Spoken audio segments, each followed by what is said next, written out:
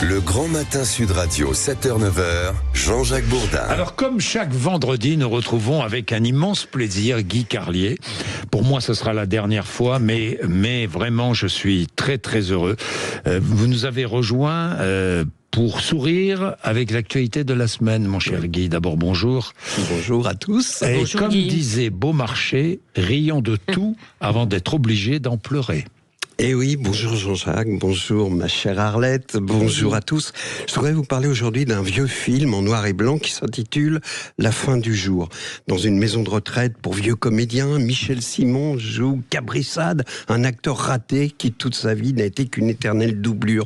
Il rêvait de jouer l'Aiglon, mais l'acteur qui interprétait ce rôle n'a jamais connu le moindre jour d'absence pendant toutes les années de succès qu'a connu la pièce. Alors Cabrissade rumine sa frustration en répétant sans cesse qu'il aurait parfaitement tenu le rôle si on lui avait donné sa chance. Un jour, le directeur de la maison de retraite décide de monter une représentation de l'Aiglon avec les pensionnaires pour les gens du village voisin. Mais au grand désespoir de Cabrissade, il choisit un autre acteur pour le rôle principal. Mais miracle, ce dernier tombe malade et Cabrissade, au soir de sa vie, obtient enfin ce premier rôle. Toute sa vie prend un sens, il se maquille, ce costume s'échauffe, il répète à voix basse les premiers mots de son texte. Un régisseur vient le chercher, le voilà derrière le rideau qui s'ouvre et il voit tous ces gens qui l'attendent, qui l'espèrent. Il est en pleine lumière et là, c'est le vide, le trou noir. Il tremble, il ouvre la bouche d'où ne sortent que quelques borg-boring, mais il émet des bruits de vieux, des hoquets de reflux gastrique. Le public se marre, finit par s'impatienter et lui bégaye « je ne sais pas, je ne sais plus ». Alors la foule le hue et il quitte la scène sous les colibets, brisé, anéanti.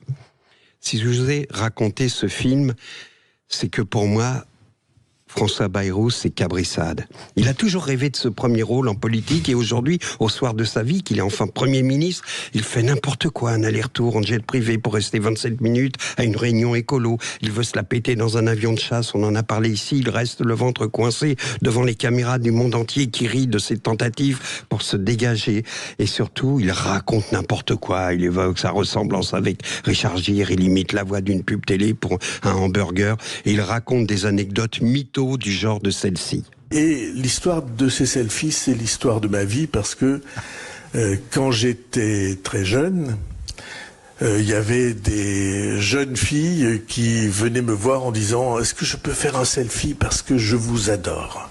Alors évidemment, tout le monde se marre en disant « Papy, tu perds tes bas ». Le gars, il est né en 51, donc en 66, il était collégien au lycée de Ney. Les portables n'existaient pas. On n'imagine pas les jeunes filles de l'époque arriver avec un téléphone à cadran, mettre le combiné devant le visage de Bayrou. Mais le plus important, c'est la suite et la raison de cette intervention. Car cette histoire de cette fille, c'était pour expliquer que le temps passe et qu'aujourd'hui, les jeunes filles de l'époque sont devenues des grands-mères qui lui demandent des selfies en disant « Ma fille vous adore ». À quel point cet homme est englué dans son besoin de reconnaissance pour penser une seule seconde qu'une gamine puisse l'adorer. Cabrissade, c'est François Bayrou, vous dis-je. Toute sa vie, il a attendu de jouer le rôle principal. Toute sa vie, il a vu passer devant lui des acteurs qui avaient du métier, Juppé, Raffarin, Balladur, Fillon. Puis après, on lui a préféré des seconds couteaux, des Valls, des Jean-Marie Ayrault, des Castex, des Attal et même des Borne. Et puis un jour, pour finir, un vieil acteur comme lui, Michel Barnier. Miracle, ce dernier fait un bide, on finit en désespoir de cause par faire appel, enfin, à François Bayrou pour tenir le premier rôle. Le rideau se lève, il entre en scène, les mains tremblantes. Il dit bonjour 3 fois, fait tomber son texte, confond les budgets, cherche son verre d'eau. Le renverse, il émet lui aussi des bruits de reflux gastrique, finit par perdre ses feuilles. Finalement, comme au théâtre, il a un souffleur. Je ne sais pas si vous avez vu hier les images de cette ministre qui lui soufflait toutes ses répliques à l'oreille. François Bayrou, c'est l'homme qui a toujours espéré, qui a toujours été prêt, qui a toujours dit quand viendra mon tour, mais il n'est plus fait pour ça. Il arrivait trop tard dans un monde en plein bouleversement avec ses mots d'avant, avec ses silences d'après. Il voulait être l'Aiglon. Il est la fin du jour. Eh ben, mais c'est vrai, non? C'est pas faux, tout ce que je viens d'entendre. Qu'est-ce que vous en pensez, Arlette? C'est pas faux?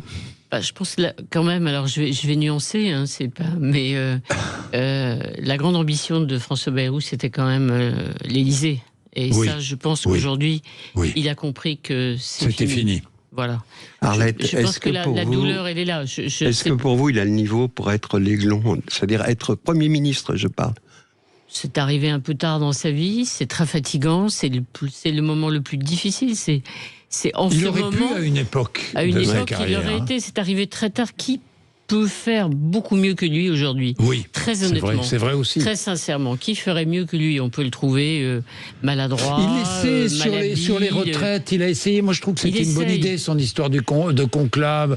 Il essaie de mettre les partenaires sociaux ensemble, essayer de leur insuffler une envie de trouver un accord.